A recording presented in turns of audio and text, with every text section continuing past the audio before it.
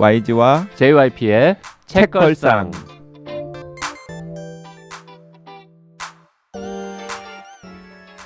책에 관한 걸쭉하고 상큼한 이야기. YG와 JYP의 책걸상이 찾아왔습니다. YG 강량구입니다. JYP 박재영입니다. 박평 박혜진입니다.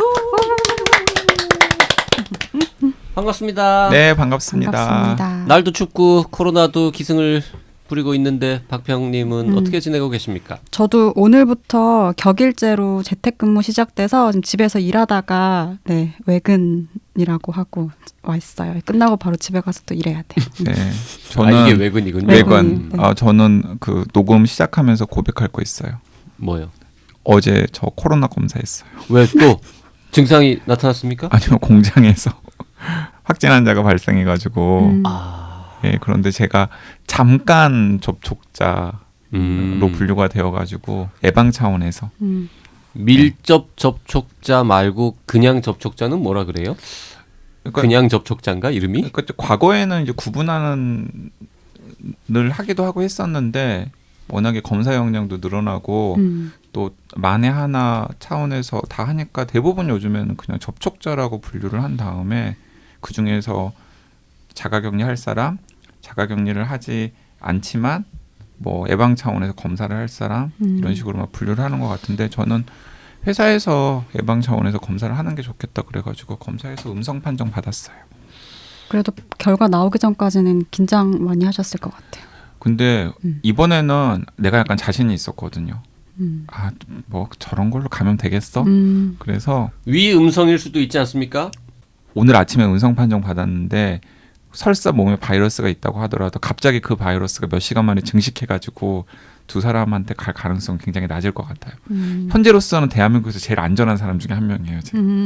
아니 위 음성일 수도 두 분이 있지 않냐는, 두 분이 지금 뭔가 바이러스를 가지고 있다가 위 음성일 상대적으로. 수도 있지 않냐는 질문에 대한 답은 안 하고 자꾸 딴소리를. 네, 저는 우리나라 진단 키트의 정확성을 믿습니다. 시작부터 이렇게 분열과 서로 간에 대한 의심으로 점철돼. 자, 훈훈한 댓글 읽으면서 분위기 잡죠. 네, 세바국님 멀리서 댓글 주셨네요. 네, 책 읽다가 구씨를 보고 댓글을 안 쓸 수가 없네요. 어쩌면 JYP가 제 옆자리에서 드시고 계셨을 수도. 소름. 저는 갈비 플레이트는 너무 양이 많아서 주로 김치볶음밥을 먹었습니다. 3일 정도 먹을 수 있는 양을 주시죠. 육개장 맛있는 거 동의합니다. 저는 국물 집에 싸가는 게 귀찮아서 자주는 안 먹었지만요. 저는 구씨 찍고 디디 라이스 가는 게 저녁 먹고 실험실 돌아가던 코스였는데요. 30초 거리면 인앤아웃과 쉐브론 근처. 이제 무슨 소리인지 전혀 모르겠습니다. 그 어딘가에 지내셨나 보네요. YG님 이 댓글 꼭 JYP께 전해주세요. 제발요. 사실은 JYP도 댓글 꼭 챙겨 읽습니다. 이 댓글도 아마 직접 확인했을 거예요. 그럼요. 네. 진짜 여행 준비의 기술은 앉은 자리에서 다 읽었습니다. 3시간도 안 걸린 듯. 제 입맛과 비슷하신 것 같아서 추천하신 음식점 가보려고요. 추천하신 여행지 7곳 중에서 제가 2곳을 다녀온 걸로 봐서 여행 취향도 비슷하고 마그넷 모으는 취미도 같고 JYP 팬이 될 운명이었나 봅니다. 예전 책들도 좋았지만 개인적인 이야기를 엿들은 것 같아서 더더욱 좋았습니다. 여기저기 소문 낼게요. 좋은 책 써주셔서 감사합니다. 종이책에 메모를 못하는 강박이 있어서 전자책도 구매해서 메모 왕창 하려고요. 네, 세바국님께서 제가 알기로 지금은 존스 홉킨스의 네, 존스 홉킨스에 계시는데 아마 공부를 LA에서 하셨던 것 같아요. UCLA에서 공부를 좀 하신 것 같습니다. 네. 그 디디 리즈 저도 뭐 어떻게 읽는 게 정확한지 모르겠는데 이 쿠키하고 아이스크림 파는 가게거든요. 저 LA 살 때 동네에 있었던 가게 이름인데 저도 몰랐습니다. 세바공님하고 옆자리에서 밥을 먹었을 수도 있겠다 이런 생각을 댓글 보고 했네요. 네, 서로 약간 불쾌했던 기억을 가지고 있는 거 아닐까요? 그럴 리는 없습니다. 인앤아웃과 쉐브론 근처 어딘가 맞습니다. 네, 제가 살던 집하고 인앤아웃하고 쉐브론 주유소거든요. 그 쉐브론하고 딱 그 점을 이으면 정삼각형이 되는 딱 그 자리에서 살았었습니다. 야, 이거 둘이 연애만 하면 딱인데. JYP가 나이가 너무 많고 임자가 있네요. 이게 연애만 하면 약간 뭐랄까 천밀밀 같은. 세바공님도 그걸 원치는 않으실 거예요. 네. 지금 의학하셨을 거예요 아마 들으시면서. 네, 제가 아저씨라서 네 사고의 상상력이 이렇게밖에 연결이 안 됩니다. 마음의 힘님. 아 그냥 박평일 읽으시죠. 네. 본인이 읽기에는 좀 낯뜨거울 테니까. 네, 여행 준비의 기술 오늘 다 읽을 듯해요. 진짜 비슷하네요. 우리 집에 있던 김찬삼 씨 여행기 10권 하드커버 그 책 뒤져보다가 연극에서 시카고라는 미국 연극에서 여자 남자 전라로 서 있던 흑백 사진 보고 책 덮다가 모서리에 피남 이렇게 갈로 적어주셨어요. 우울 허세로 가득 찬 문청. 여대라 같이 수다 떨 사람이 없었네. 왜 미팅을 우습게 봤지? 난 이성애자인데 괄호 속 문장이 많네요. 네. 그 문청 해외자 유화 이후 여름방학 끝난 후 떠도는 불안한 기운. 하물며 2003년도 결혼 2주년까지 내 이야기를 대신 써주신 듯해서 지난 기억과 견주어 보고 있습니다. 하늘 아래 새로운 것은 없다는 말이 생각나네요. 좋은 책 고맙습니다. 카세트 테이프를 아는 저와 비슷한 연배들은 더욱 재미있을 겁니다. 중간쯤 읽다가 댓글 쓴 거예요. 얼른 다시 읽어야지. 네, 그 JYP 찐팬 중에 한 분이 마음의 힘님이신데 마음의 힘님이 아마 연배도 비슷하신가 봐요. 그러게요. 결혼을 같은 해에 했나 봐요. 네, 그래서 이렇게 오버랩되는 경험들이 많다고 댓글 남기셨고요. 뭐 오늘은 댓글은 JYP 특집입니까? 이게 전부 다 네, 저하고 JYP 관련된 특집입니다. 내용이네요. 네. 아, 제가 고르면서 민망했습니다.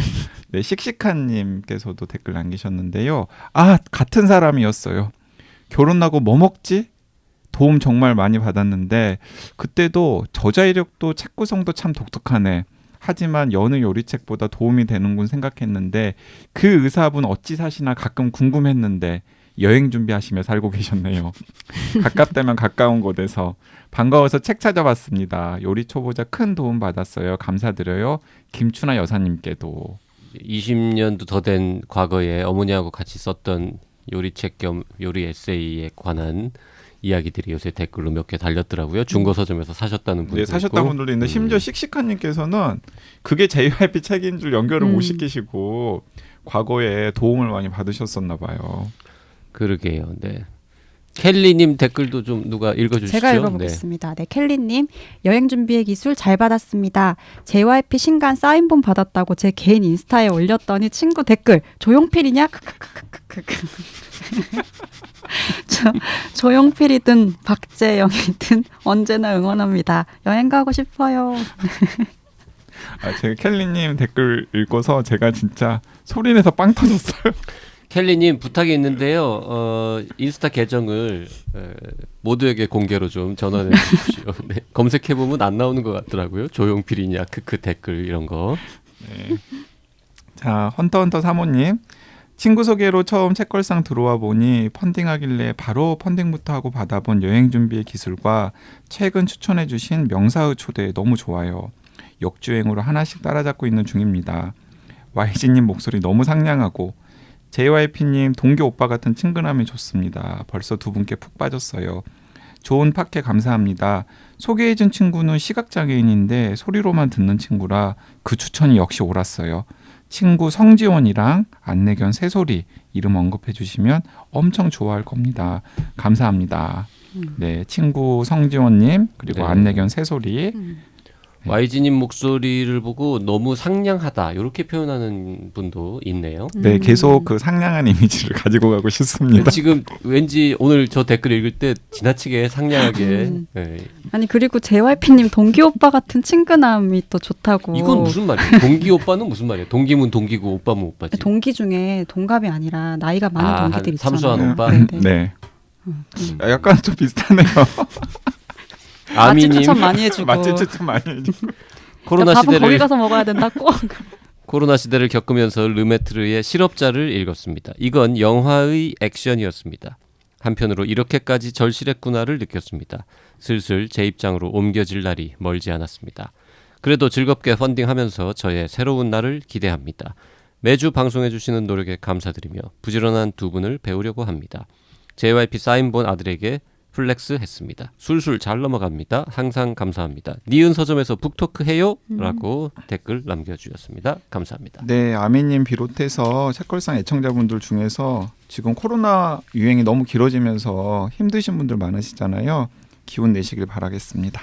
니은 서점의 여행 준비의 기술이 책이 입고는 되었다는 소식을 니은 서점 인스타를 통해서 제가 확인을 했는데 네. 버리지는 않으셨군요. 북- 노명호 북- 선생님께서. 북토크를 하자는 이야기는 어디에서도 오지 않는 걸 보면 네. 아직까지는 뭐 반응이 별로 없습니다. 그게 아니고 노명호 선생님께서 아직 읽지를 않으셨던 것 같아요. 지금 그분 또 신간 나와가지고 그렇죠. 본인 책이 나왔죠. 본인 신간 홍보에 또 여념이 없으시더라고요. 그 제목이 아마 두 번째 도시 두 번째 예술. 네, 맞습니다. 그렇죠. 네. 그 지난번에 출연하셨을 때 내 책이 곧 나온다 말씀하셨는데 어느덧 나와서 서점에 깔렸습니다. 네, 국적과 국경을 뛰어넘은 어느 사회학자의 예술 편력기라고 하는 멋진 부제를 달고 있죠. 내가 좋아할 것 같은 책. 두 분이 같이 하셔도 재밌을 것 같은데. 두 분이라는 게 누구 말하는 거? 노명우 작가님이랑 JYP. JYP 같이 같이 좋다. 뭘 해요? 이거 두 번째 도시 콘서트. 두 번째 예술과 여행 준비의 기술을 같이 아니 누가 불러줘야 같이든 혼자든 하는 거지. 아무도 안 부른다니까요 지금. 서로 이렇게 책을 바꿔서 읽고서 좀 불러주기만을 기다릴 때가 아닙니다. 아니 지금. 적극적으로 아 그럼 어디 가서 혼자서 그냥 버스킹 하듯이 떠들어? 근데 JYP가 책을 오랜만에 내가지고 요즘 출판 트렌드를 잘 못 잘 읽는 것 몰라요. 같은데요. 네. 네. 요즘 출판 트렌드는 무조건 응. 저자가 파는 겁니다. 그러니까 어디 가서 파냐고. 저자가 그냥 무조건 자기 돈으로 사든 그래요? 네, 아니 사재기를 하든 자기 돈을 들여가지고 아니면 진짜 무슨 없는 인스타 계정을 파가지고라도 인스타 라이브도 할 수 있고. 뭘 하든 아니면 그냥 미친 척 JYP가 운영하는 여러 가지 그 방송 계정들 있잖아요. 그런데 거기 나는 의사다에서 미친 척 무슨 나는 의사다 채널이지만은 여행 준비의 기술을 방송을 하든. 그 좋은 생각인데. 네. 저 다음에 그 윤대현 선생님이나 아니 그래가지고 정신과의사 한 분 모시고 코로나 시대의 우울증을 극복하는 방법에 대해서 얘기를 하면서 여행 준비의 기술을 파는 거야. 언급하면 되지. 아니 그래서 제가 써니한테 그 이혜선 기자 써니한테 제가 살짝 그 눈치껏 행동하라고 언급을 했죠. 나는 의사다에서 기획해 보라고. 나는 의사다에서 여행 준비의 기술 컨텐츠를 기획하고 있느냐 그랬더니 눈을 동그랗게 뜨더라고요. 업되지. 그래서 그렇게 살면 안 된다. 사회생활 잘해야 된다라고 제가 이야기를 했죠.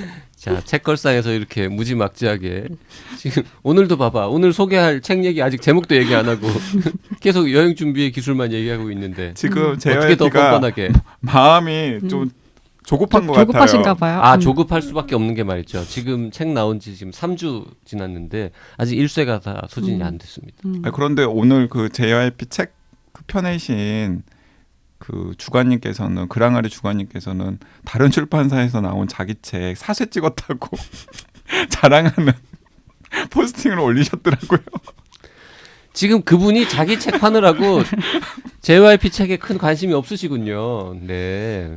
노명우 작가님이랑 같이 행사하는 거 그랑아리에 제안하셔가지고 그랑아리에서 지금 행사를 좀 준비하시면은 네, 되게 제안을 재밌을 것 좀 같아요. 하라고. 노명우 선생님은 딴 출판사에서 나왔는데 그거 그렇죠. 콜라보. 콜라보 다 같이 좀 콜라보 하니까.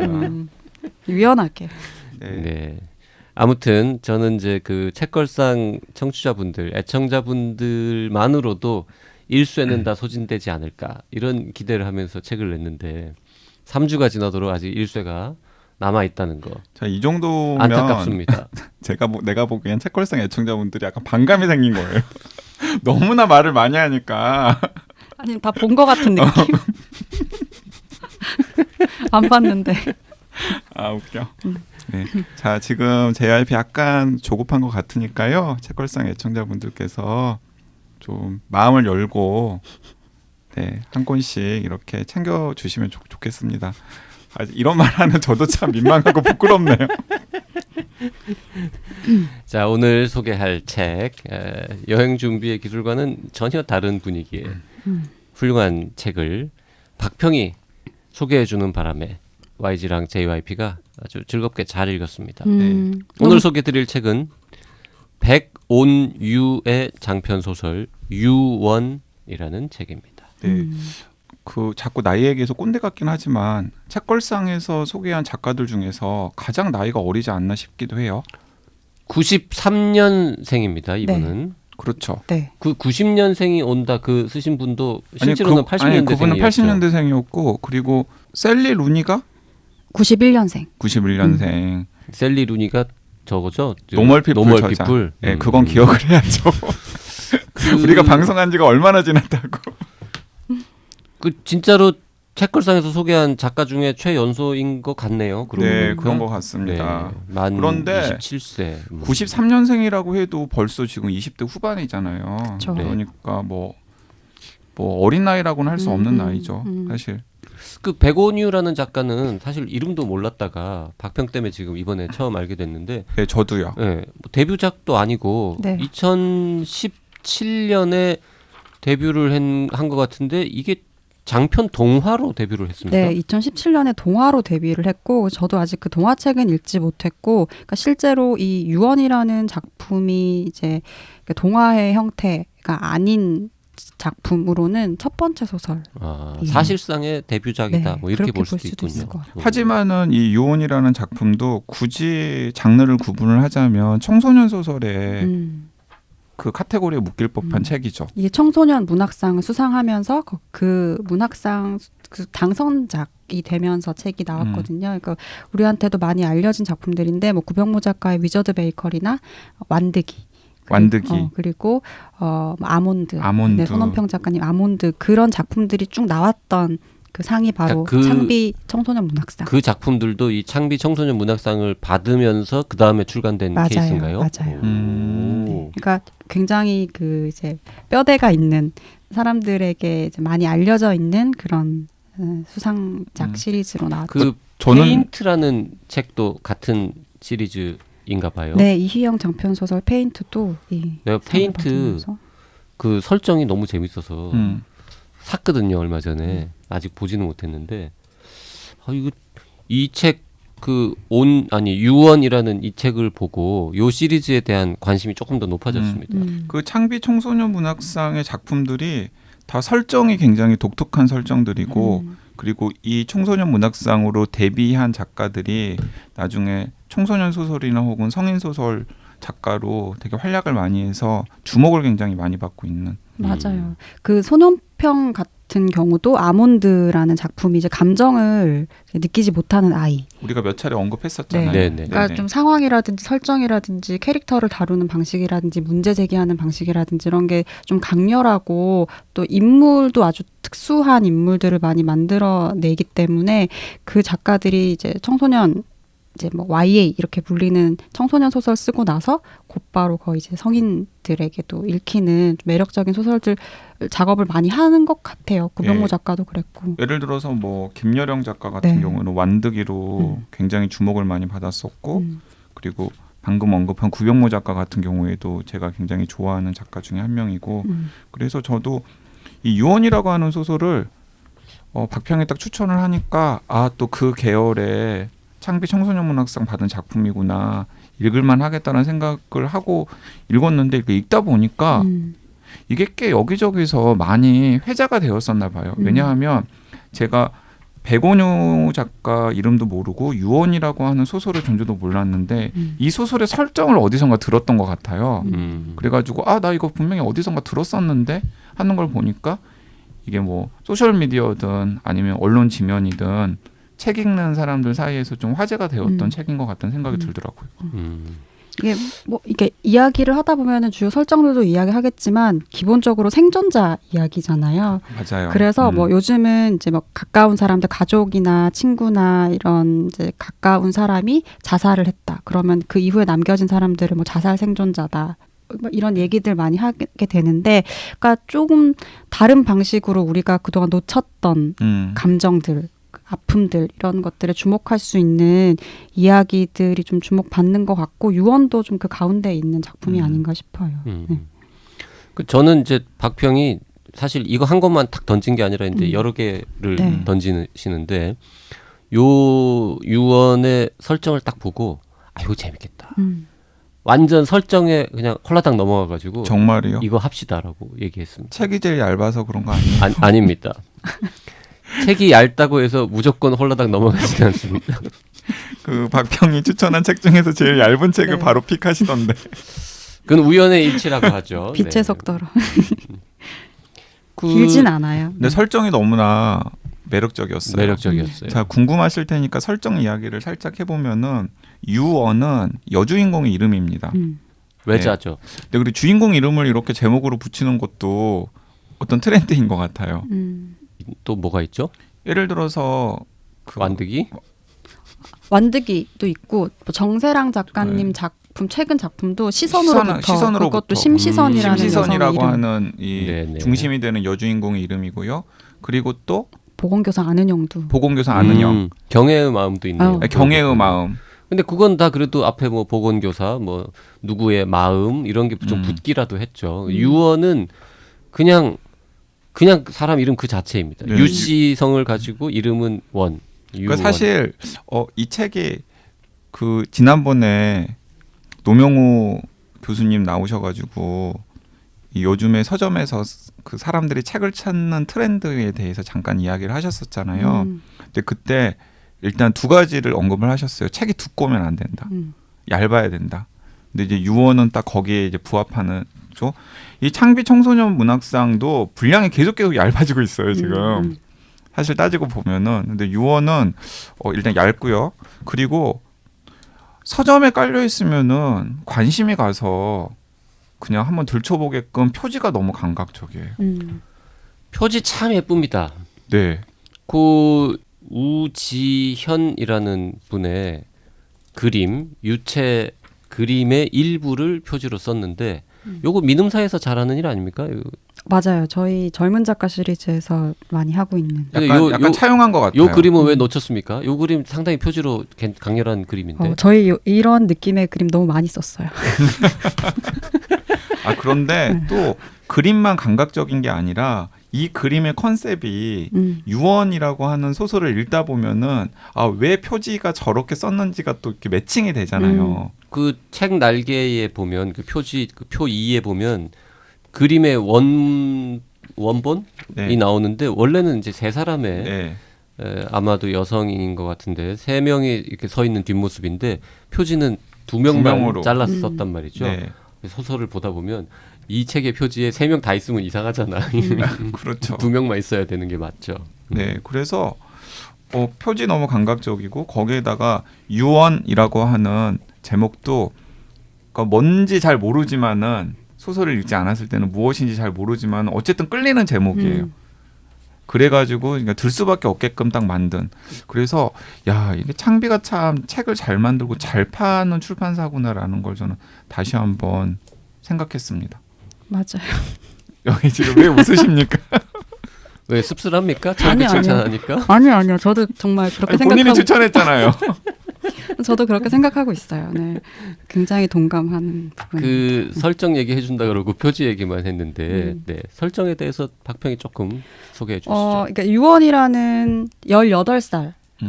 고등학생이 여학생이 주인공인데요. 이 친구가 이 소설 이렇게 보면은 첫 문장이 제가 항상 첫 문장 뭐 이런 걸 좀 꽂히는 편인데 첫 문장이 또 잊을 수 없는 첫 문장이에요. 나는 미안해하며 눈을 떴다. 이걸로 시작하거든요. 네.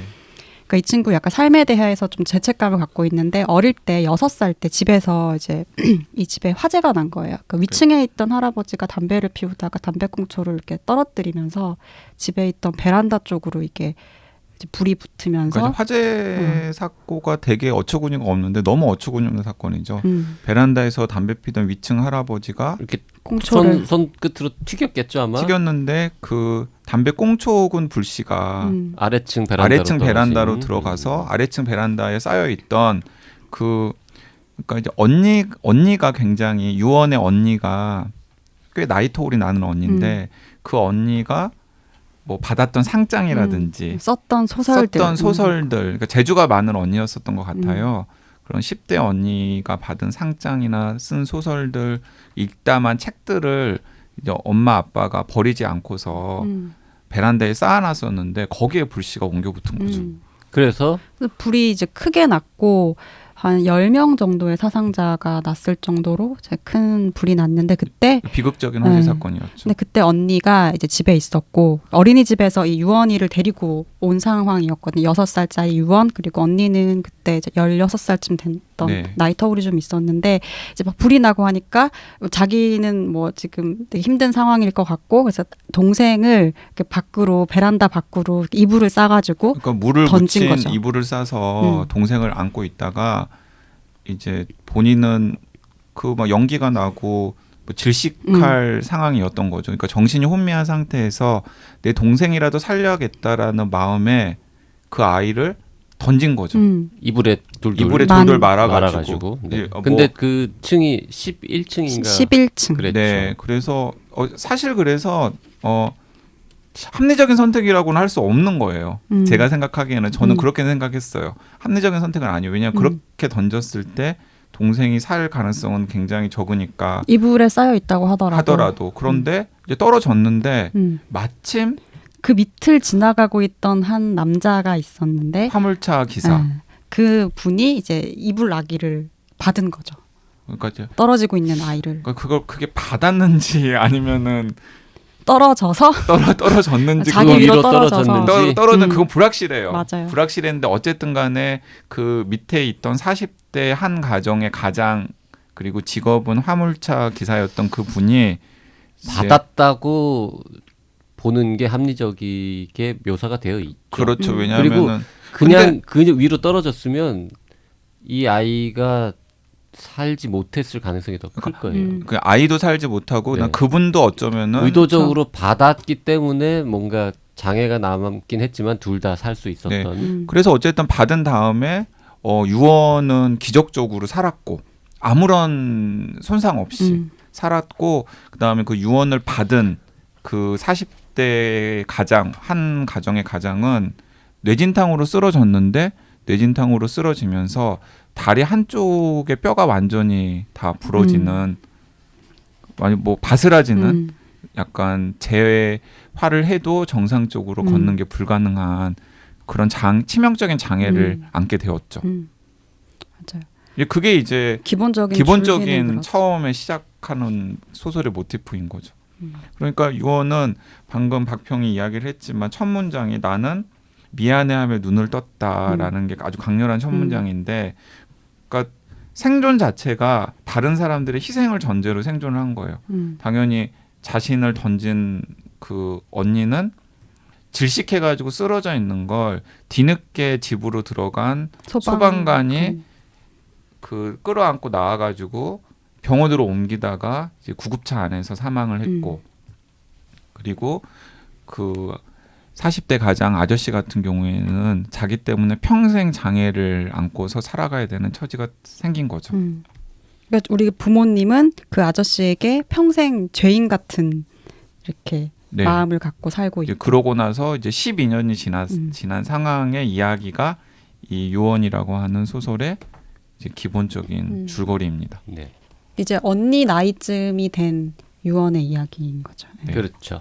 어린 유언을 집어 던지던 그리고 본인은 불의 화재로 목숨을 잃던 그 무렵의 언니 나이가 된 동생의 이야기. 네.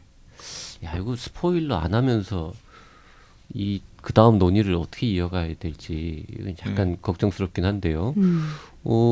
어쨌든 등장인물이 초반에 다 나오니까 그 얘기를 조금 더 하면은 그 문제에 이제 다리를 다쳐서 장애를 입게 되고 뭔가 트럭 운전 못하게 되고 하여튼 인생이 좀 꼬여버린 그 아저씨.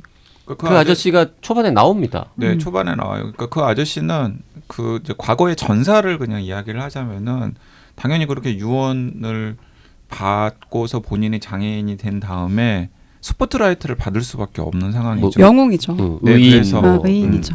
그래서 뭐 모금 운동, 뭐 성금 그러니까 답지하고. 이제 두 가지 의인이 언론에 대서특필된 거예요. 하나는 그 자신이 죽을 위기에 처했을 때 기지를 발휘해가지고 동생을 살린. 그리고 다른 하나는 그 동생을 받은. 그러면서 스포트라이트를 받았고, 그러니까 이제 언니는 죽었지만 어쨌든 간에 그 아저씨는 살았잖아요. 그래서 사방에서 성금이 답지한 거죠.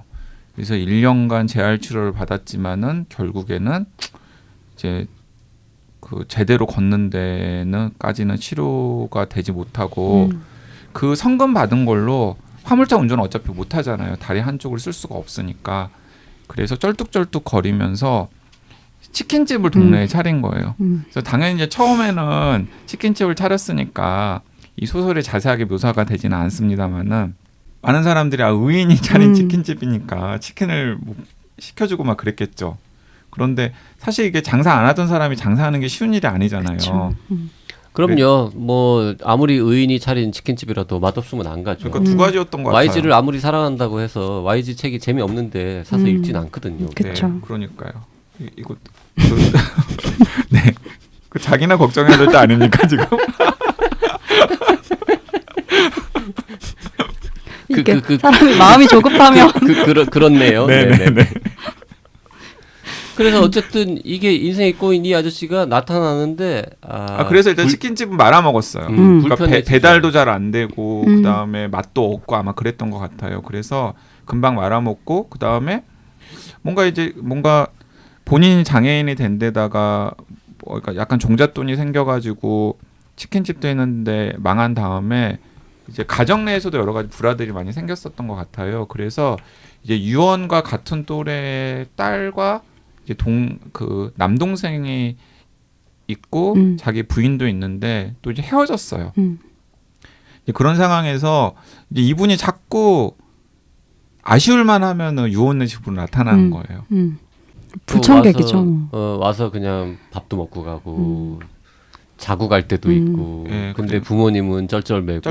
와서 뭐 일주일 동안 누군가에게 쫓겨서 일주일 동안 이제 계속 머무르기도 하고. 그리고 막 돈도 좀 받아가신 것 같아요. 아쉬운 소리도 돈도 하고. 엄청 많이 받아가신 것 같아요. 아주 자세하게 뭐 얼마를 받아갔다 이렇게는 안 나오지만 틈만 나면 조금씩 자꾸 받아간 것 같고. 그리고 그렇게 이제 원하는 돈을 마련해 주기 위해서 유언의 엄마 아빠는 계속해서 전전긍긍하고 그리고 또 만약에 혹시 원하는 만큼 못 해주는 상황이 될 수도 있잖아요. 그러면은 계속 거기에 대한 죄책감을 가지고 있고 그리고 엄마 아빠는 가능하면 그런 상황을 유언은 모르게 하려고 하지만은 유언도 1살, 2살 나이를 먹으면서 그런 상황을 알게 되고 그러면서 이제 유언에게도 그 아저씨가 너무나 힘든 사람인 거죠. 이런 상황. 그러니까 이게 너무 어려운, 그러니까 이렇게 이게 설정 자체가 약간 자기적이지 않아? 라고 생각을 할 수도 있잖아요. 너무 여러 가지 상황들이 다 있으니까. 근데 유언이 여기서 하는 말처럼 그냥 그런 일이 벌어졌고 충분히 또 일어날 수 있을 법한 그런 상황이기도 한 것 같아요. 근데 그럴 수 있어요. 왜냐하면 워낙에 살다 보면은 소설 같은 일들이 진짜 많잖아요. 자기적이라고 뭐 비판하는 사람들이 있다면 이해는 가는데 저는 뭐 그런 느낌 전혀 안 들었고 실제로 이런 일이 있을 수 있어요. 진짜. 실제로 뭔가 뉴스에서 비슷한 경우 보잖아요. 뭐 누구를 돕다가 장애를 입거나 이런 경우 있고. 네. 근데 그 사람이 인생이 정말 안 풀렸으면 솔직히 나라도 나를 은인으로 생각하는 집이 저기 있어 어딘지 알고 막 가끔씩 인사도 나누는 사이고 하는데 내가 정말 어려우면은 가서 저 뭐라도 좀 제가 너무 살기 힘든데 조금 도와주시면 안 될까요? 라고 말할 수 있을 것 같은 거예요. 말할 수 있죠. 그리고 아마 방송 들으시는 분들 중에서도 진짜 이런 경우 있거든요. 저도 주변에 있어가지고 들은 적이 있는데 사실은 친척들과의 관계 속에서 이런 일도 굉장히 많이 있어요.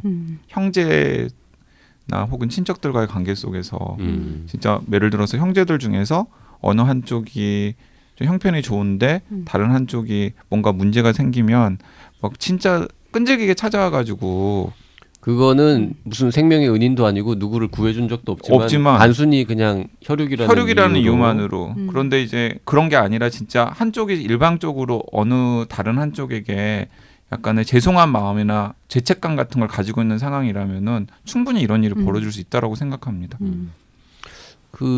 원래 이제 박평이 이 온유에 대해서 기획회의에 이 근사한 평론을 이미 쓰셨더라고요. 아, 그거 봤거든요. 맞아요. 예. 이 유언 작품에 대해서 글 한번 쓴 적 있어요. 그래서 이제 그 얘기도 좀 듣고 박평 얘기를 많이 들으려고 했는데 오늘 뭐 와이프가 코로나 음성 나와서 기쁜 마음에 거의 방언이 터져가지고 끊임없이 계속 말을 많이 해가지고 다음 시간에 들으려고 아껴놓은 구석으로 거예요. 지금 그런 몰려서. 거지, 지금. 네. 박평은 오늘 거의 말 안 하고 지금 한 회분을 아니 근데 왜 박평 얘기 안 하는 거예요? 뭘 얘기를 하면 얘기하려고 하면 자기가 말을 끊어놓고 내가 박평님 설명해 주시죠 이랬는데 아니 한 6초 정도 말하면 그때 인터셉트 해가지고 자기가 길게 말하더만.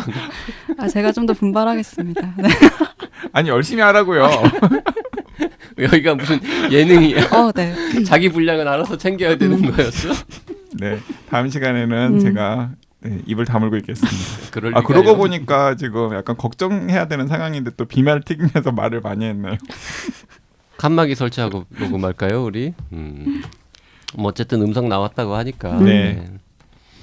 자, 오늘은 이 정도에서 마치고요. 네. 105뉴 장편 소설 유언에 관한 좀 더 깊은 이야기는 다음 시간에 이어가도록 하겠습니다. 네, 다음 시간에 뵙겠습니다. 네, 고맙습니다.